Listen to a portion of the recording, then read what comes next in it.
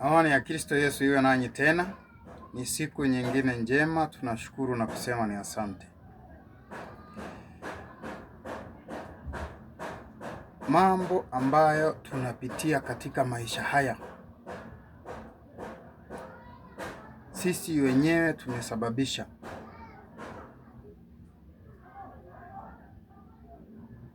Huo ndio ujumbe wa leo.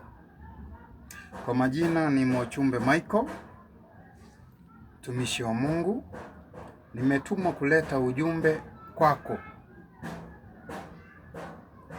Ujumbe wa Kristo Yesu haulazimishwi, hupembelezwi. Unafundishwa, unaelezwa, uko huru kukubali au kutokubali. Atakaye faidika ni wewe, atakaye enda hasara ni wewe. Kwa sababu Mungu ni mwenye nguvu. Yeye bado ako kwa kiti cha ufalme. Yuko kwenye kiti cha enzi. Hahitaji wanadamu kuwa na nguvu zake. Wanadamu ndio wanamhitaji ili kuwa na nguvu, kuwa hai, kuwa washindi. Wacha tujifunze shida kubwa ambayo tunapitia katika maisha haya. Maandiko yananiambia kwenye kitabu cha Mhubiri kwamba hakuna jambo jipya duniani.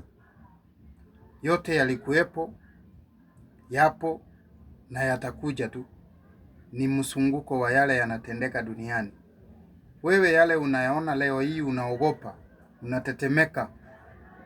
Sio kwamba ni mageni. Ni wewe ulikuwa hujajui, lakini yalitendeka katika vizazi vilivyopita na yatakuja kutendeka kwa vizazi vinakuja. Tujifunze neno la leo kwa ufupi ili tujue Mungu angependa tuishi namna gani.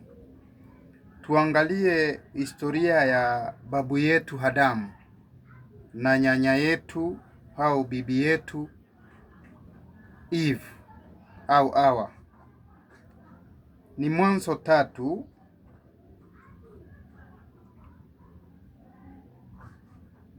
kuanzia mstari wa 9. Inasema hivi: Bwana Mungu akamwita Adamu akamwambia, uko wapi? Akasema, nalisikia sauti yako bustani nikaogopa, kwa kuwa mimi ni huji, nikajificha. Akasema, ni nani aliyekwambia ya kuwa huji? Je, umekula wewe matunda ya mti niliyokuagiza usiyale?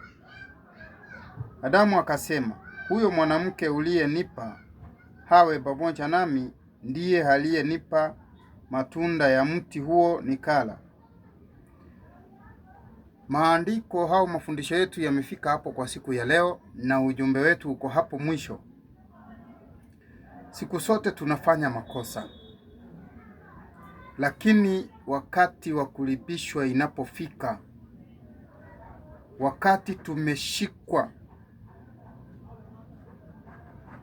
tunatafuta wa kulaumu badala ya kutubu na kutorudia makosa haya tena. Badala yake tunatafuta wa kuwekea lawama. Na ndilo jambo linaloendelea duniani kwa leo.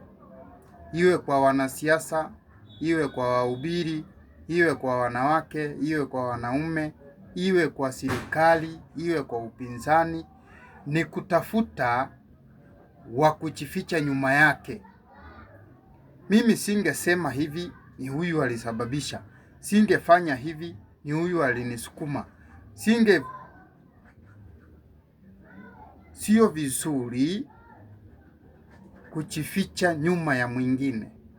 Kubali makosa, tubu na usirudi hapo tena. Hata Yesu alipoponya watu, kwa mujibu wa Biblia, aliwaagiza neno moja: msitangaze, bali enendeni kwa hekalu mkaambie kuhani. Kuhani unapoenda kwake atakuelekeza vile unafaa kufanya. Na kile Yesu aliagiza wenye aliponya, eita walikuwa vipofu, viwete, viziwi, aliwaagiza neno moja: umesamehewa na usitende dhambi tena.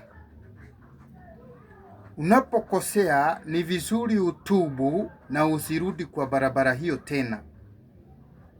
Badala yake unalaumu wengine, tena unapita njia nyingine, unaenda kufanya makosa mengine, tena utatafuta wa kulaumu pande hiyo.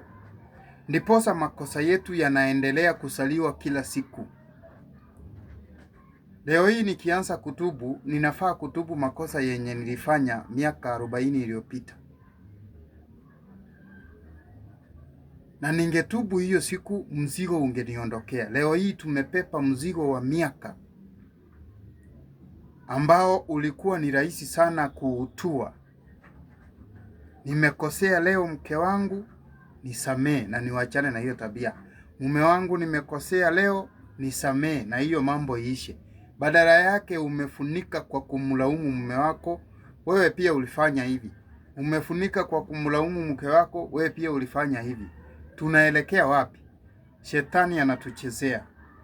Tufungue macho kwa kulisoma neno la Mungu na kuomba atufumbue macho yetu ya kiroho, tuelewe. Amani ya Kristo Yesu iwe nanyi.